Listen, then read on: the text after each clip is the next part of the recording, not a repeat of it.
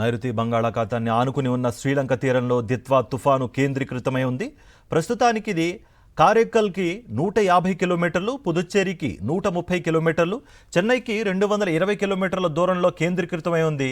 గడిచిన 6 గంటల్లో గంటకు 7 కిలోమీటర్ల వేగంతో తుఫాను కదులుతోంది. కొన్ని గంటల్లో పుదుచ్చేరి దగ్గర దిత్వా తుఫాను తీరం దాటే ఛాన్స్ ఉందని చెప్తున్నారు అధికారులు.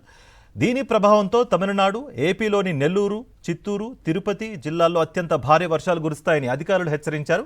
ప్రకాశం, నెల్లూరు, వైఎస్ఆర్, అన్నమయ్య జిల్లాల్లో మోస్తారు నుంచి భారీ వర్షాలు కురిసే ఛాన్స్ ఉందని చెప్తున్నారు. మత్స్యకారులు వేటకు వెళ్లొద్దని అధికారులు సూచించారు. కృష్ణపట్నం పోర్టులో 3వ నంబర్ ప్రమాద హెచ్చరిక, మిగతా పోర్టుల్లో 2వ నంబర్ ప్రమాద హెచ్చరిక జారీ చేశారు. ఇదే అంశానికి సంబంధించి మరింత సమాచారం మా ప్రతినిధి అనిల్ అందిస్తారు. అనిల్,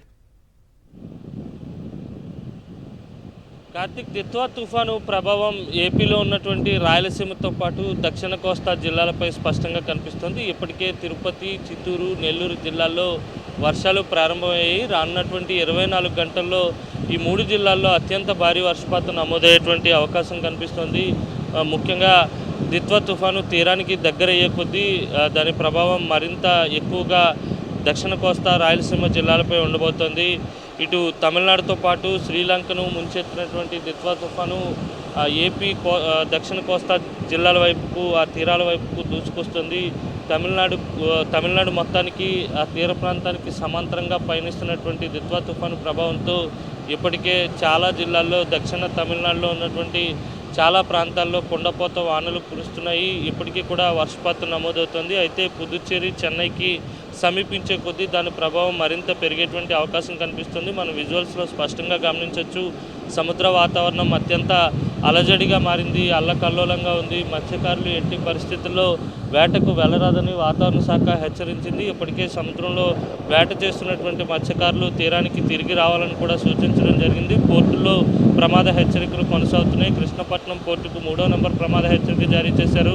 మిగతా రాష్ట్రంలో ఉన్నటువంటి అన్ని ప్రాంతాల్లో ఉన్నటువంటి పోర్టులకు 2వ నంబర్ ప్రమాద హెచ్చరిక కూడా కొనసాగుతుంది. తీరానికి దగ్గర అయ్యే కొద్దీ దాని ప్రభావం మరింత పెరగబోతోంది. గాలుల తీవ్రత 80 నుంచి 90 కిలోమీటర్ల వేగంతో ఉండేటువంటి అవకాశం ఉంది. ముఖ్యంగా ఒక విషయాన్ని గమనించాల్సింది, ఆకస్మిక వరదలు సంభవించేటువంటి ప్రమాదం కూడా ఉంది. వైఎస్ఆర్ కడప జిల్లాతో పాటు ఇటు అన్నమయ్య, చిత్తూరు, తిరుపతి, నెల్లూరు జిల్లాల్లో ఏ క్షణమైన ఆకస్మిక వరదలు, అంటే తక్కువ సమయంలో ఎక్కువ వర్షపాతం నమోదయ్యేటువంటి అవకాశం ఉన్న నేపథ్యంలో లోతట్టు ప్రాంతాల ప్రజలతో పాటు తీర ప్రాంత ప్రజలు అత్యంత అప్రమత్తంగా ఉండాలని వాతావరణ శాఖ సూచిస్తుంది. అయితే నిన్నటి వరకు కూడా ఉత్తర వాయువ్య దిశగా పయనించినటువంటి దిత్వా తుఫాను ఇప్పుడు ఉత్తర దిశగా పయనిస్తుంది.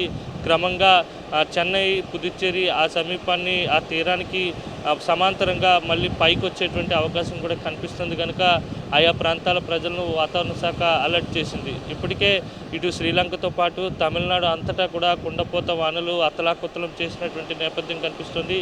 కాస్త అంటే ఈరోజు మధ్యాహ్నం తర్వాత నుంచి దిత్వా తుఫాను కాస్త బలహీనపడేటువంటి అవకాశం కనిపిస్తుంది. వాయుగుండంగా బలహీన పడినప్పటికీ కూడా దాని ప్రభావం మరో 24 గంటల పాటు ఏపీతో పాటు తమిళనాడుపై ఉండేటువంటి అవకాశం స్పష్టంగా ఉంది. ఏదేమైనప్పటికీ కూడా దిత్వా తుఫాను ప్రభావంతో ఈ రోజంతా కూడా భారీ నుంచి అతి భారీ వర్షాలు, 1-2 చోట్ల అత్యంత భారీ వర్షాలు ఉండబోతున్నాయి. కార్తీక్, థ్యాంక్ యూ అండి.